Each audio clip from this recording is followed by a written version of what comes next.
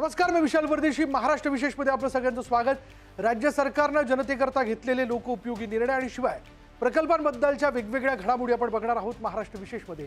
चला सुरुवात करूया. इलेक्ट्रॉनिक्स उत्पादन आणि लॉजिस्टिक्स क्षेत्रात महाराष्ट्राला देशात नंबर 1 बनवण्याकरता राज्य सरकारने कंबर कसली आहे.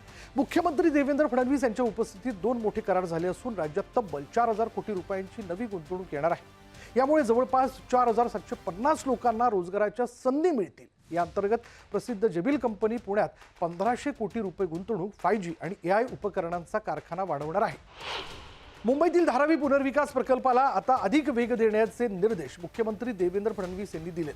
सिंगापूर आणि हाँगकाँगमधील आधुनिक गृहनिर्माण प्रकल्पांच्या धर्तीवर धारावीचा विकास करण्यात यावा. मात्र या विकासाच्या केंद्रस्थानी धारावीमधील नागरिक, त्यांची उपजीविका आणि स्थानिक वैशिष्ट्ये असावीत, असं मुख्यमंत्री म्हणाले. सह्याद्री अतिथीगृहात झालेल्या आढावा बैठकीत त्यांनी प्रकल्प ठरलेल्या कालावधीत पूर्ण करण्यावर भर दिला. धारावी पुनर्विकास हा केवळ इमारती उभारण्याचा प्रकल्प नसून धारावीकरांच्या सर्वांगीण विकासाचा उपक्रम असल्याचंही त्यांनी स्पष्ट केलं. तसंच धारावीमधील औद्योगिक आणि सामाजिक व्यवस्था कायम ठेवत नागरिकांच्या रोजगार आणि उपजीविकेचं संरक्षण करण्यास सर्वोच्च प्राधान्य देण्याच्या सूचनाही मुख्यमंत्र्यांनी दिल्या. मुंबईची जीवनवाहिनी असलेल्या बेस्ट उपक्रमाचा चेहरामोहरा बदलण्यासाठी मुख्यमंत्री देवेंद्र फडणवीसांनी एका भव्य आराखड्याला मंजुरी दिली आहे. सिंगापूर आणि लंडनच्या धर्तीवर मुंबईतील 22 बस डेपोंचा PPP मॉडेलवर विकास केला जाईल. महत्त्वाचं म्हणजे बेस्टच्या जमिनी न विकता दीर्घकालीन भाडेतत्वावर दिल्यानं या जागांचा विकास होईल, असं मुख्यमंत्र्यांनी स्पष्ट केलं.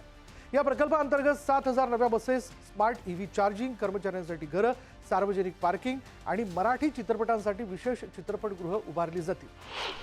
महाराष्ट्राला रेल्वे फाटक मुक्त करण्याच्या दिशेनं राज्य सरकारने मोठं पाऊल उचललंय. मुख्यमंत्री देवेंद्र फडणवीस यांच्या अध्यक्षतेखाली झालेल्या महारेलच्या बैठकीत रेल्वे पायाभूत सुविधांच्या एकूण 131 कामांपैकी पहिल्या टप्प्यातील 65 कामांना मान्यता देण्यात आली.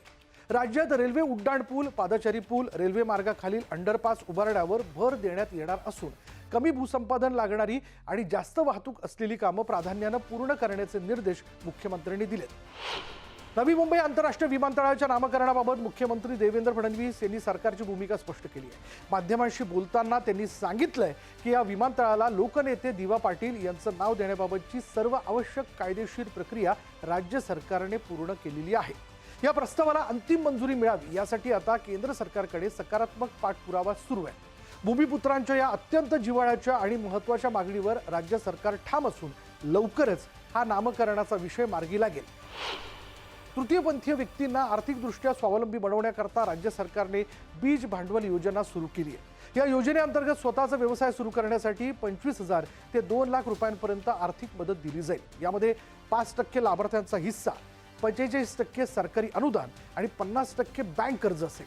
नियमित कर्ज फेडणाऱ्यांना व्याजात 3% सवलत मिळेल. या योजनेतून चहाचं दुकान, ब्युटी पार्लर, मोबाईल शॉपी अशा अनेक व्यवसायांसाठी मदत मिळेल. अर्जदार महाराष्ट्राचा 10 वर्षांचा रहिवासी आणि 18 ते 50 वयोगटातील असावा. अर्जासाठी तृतीयपंथीय ओळखपत्र आणि इतर कागदपत्र आवश्यक आहेत.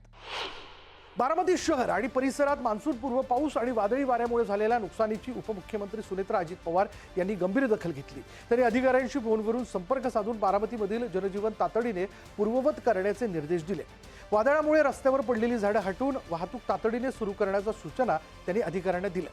विशेष म्हणजे मुळासकट उखडून पडलेली मोठी झाडं फेकून न देता क्रेनच्या मदतीने त्यांचं योग्य ठिकाणी पुनर्रोपण म्हणजेच रिप्लांटेशन करण्याचे आदेशही उपमुख्यमंत्री सुनेत्रा अजित पवार यांनी दिले.